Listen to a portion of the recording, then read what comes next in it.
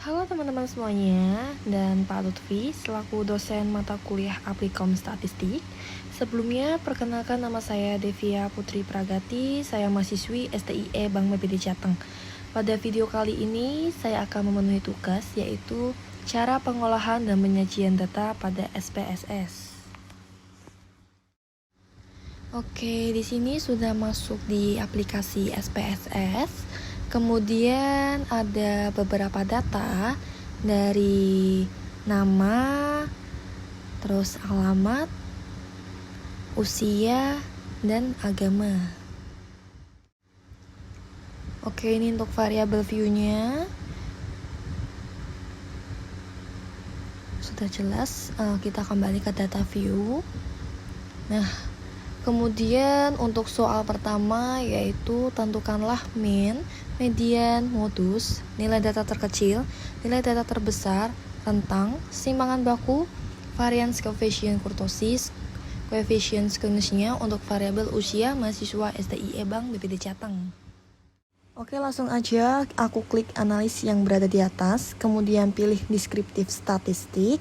Kita pilih yang paling atas. Oke, kalau udah lanjut, kita masukkan untuk variabel usia dan kita klik statistik.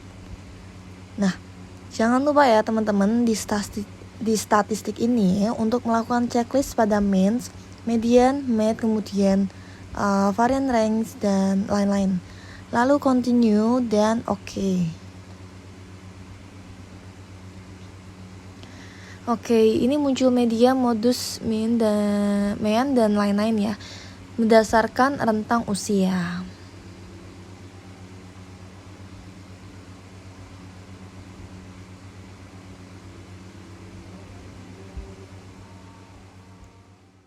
Aku lanjut ya untuk soal kedua, yaitu buat grafik batang untuk persentase mahasiswa berdasarkan umur. Oke, aku klik graphs di atas, kemudian klik bagian bar chart. Kita pilih yang simple, lalu kita klik data in chart itu yang paling atas. Oke, kita pilih kategorinya usia, dan jangan lupa persentase di atas kita checklist ya. Nah, ini untuk judulnya kita isi yaitu grafik mahasiswa berdasarkan usia. Kalau sudah kita continue, oke. Nah, ini muncul grafiknya ya teman-teman. Kalau kita mau lihat presentasinya, kita bisa klik 2 kali pada grafiknya. Kemudian kita klik preview yang di atas itu. Kemudian kita klik grafiknya, nanti akan muncul presentasenya ya teman-teman.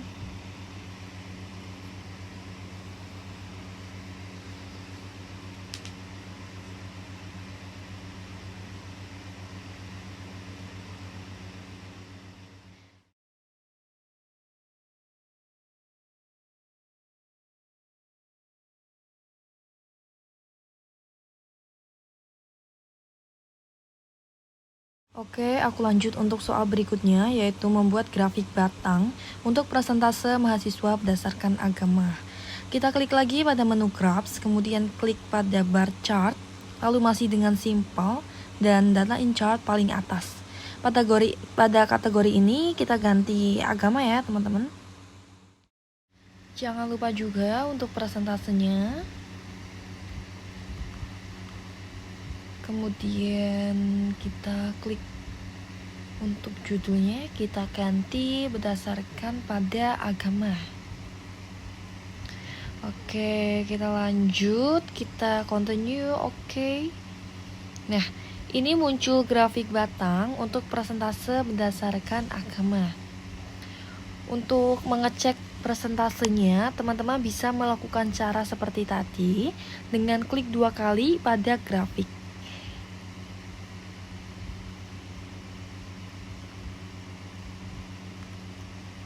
Nah, nanti akan muncul presentasenya seperti itu.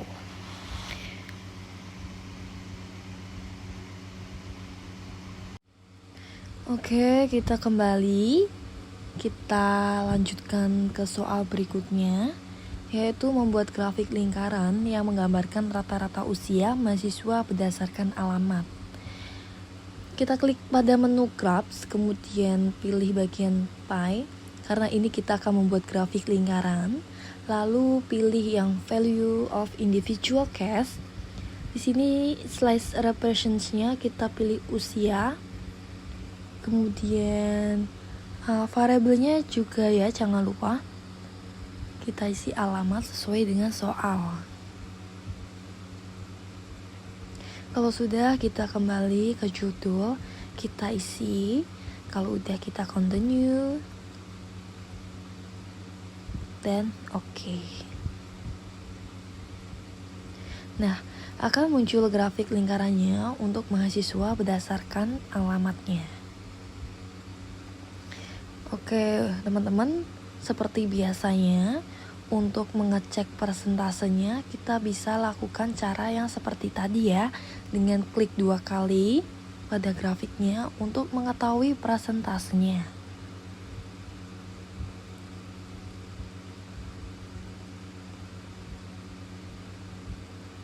Ini aku akan klik 2 kali pada semua grafiknya supaya teman-teman tahu persentasenya ya.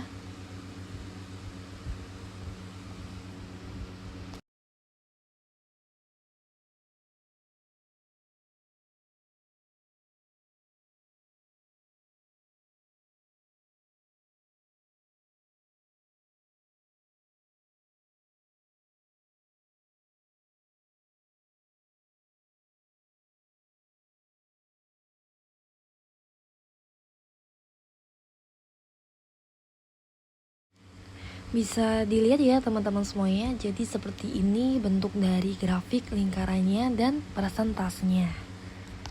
Kita lanjut nih ya untuk soal yang terakhir, yaitu membuat grafik garis yang menggambarkan rata-rata usia mahasiswa berdasarkan agama. Masuk lagi ke menu Graphs, lalu klik pada Line karena ini merupakan grafik garis, lalu klik pada yang simple dan Value of Individual Case. Dan untuk Slice Represents-nya masih sama pada usia, dan untuk variabelnya kita isi agama. Oke, untuk titelnya atau judulnya yaitu grafik rata-rata usia mahasiswa berdasarkan agama. Kita ganti dulu ya teman-teman.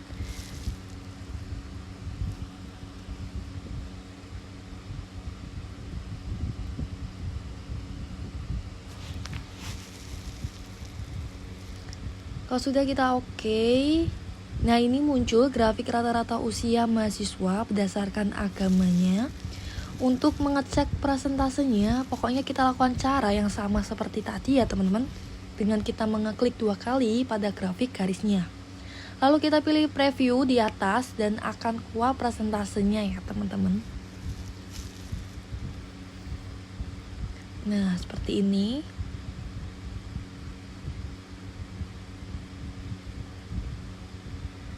Oke, jadi seperti ini ya teman-teman bentuk dari grafik garis pada usia mahasiswa berdasarkan agama. Cukup sekian ya teman-teman untuk mengenai cara pengolahan dan penyajian data pada SPSS.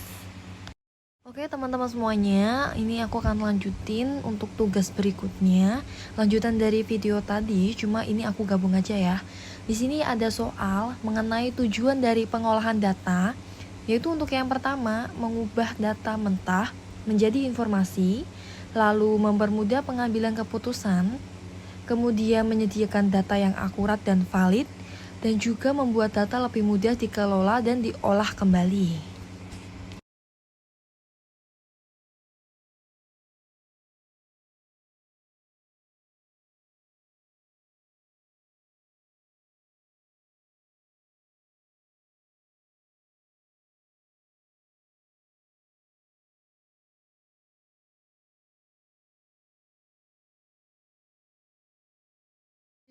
Untuk soal kedua, mengapa penyajian data diperlukan? Jelaskan menurut pendapatmu. Oke, jadi gini ya teman-teman. Menurut aku, data itu sangat diperlukan karena apa? Karena data tersebut mampu menghasilkan informasi dan dimengerti oleh pengguna data, terutama oleh para pengambil keputusan. Nah, maka dari itu penyajian data diperlukan karena nantinya akan digunakan untuk mengambil keputusan. Jadi seperti itu ya teman-teman. Cara penyajian data yang lazim itu juga digunakan menggunakan tabel dan grafik dengan harapan penyajian yang lebih mudah dan dimengerti, maka informasi akan lebih mudah dicerna juga. Jadi kenapa harus menggunakan tabel, grafik, dan menggunakan aplikasi SPSS? Itu supaya kita dapat menyelesaikan suatu data dengan bisa menyajikan informasi itu mudah untuk dipahami. Jadi seperti itu ya. Lanjut untuk soal ketiga, cari contoh-contoh tabel dan grafik pada berikut ini. Yang pertama ada tabel frekuensi, tabel klasifikasi, tabel kontingensi, tabel korelasi, dan yang terakhir grafik histogram, P, dan poligon. Ini ada contoh tabel frekuensi, ada turus dan jumlah. Kemudian ini ada tabel klasifikasi, jadi ini lebih ke penjelasan ya teman-teman. Selanjutnya juga ada tabel kontingensi. Itu biasanya ada 2 kategori seperti ini, teman-teman bisa lihat sendiri. Selanjutnya ini juga ada tabel korelasi. Ya, untuk tabel korelasi seperti ini, teman-teman sendiri juga bisa lihat.